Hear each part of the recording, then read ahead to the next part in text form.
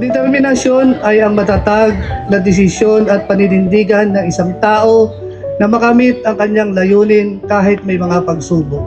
Sa ating trabaho, sa mga empleyado, may determination ay hindi reklamador, pumapasok ng maagap, masipag at hindi agad sumusuko.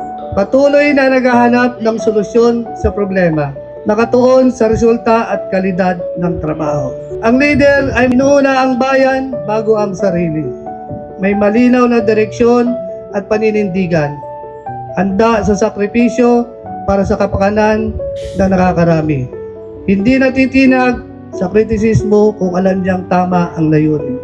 Kaya lagi po nating panatilihin ang ating determinasyon sa paglilingkod sa ating bayan ng Sariaya.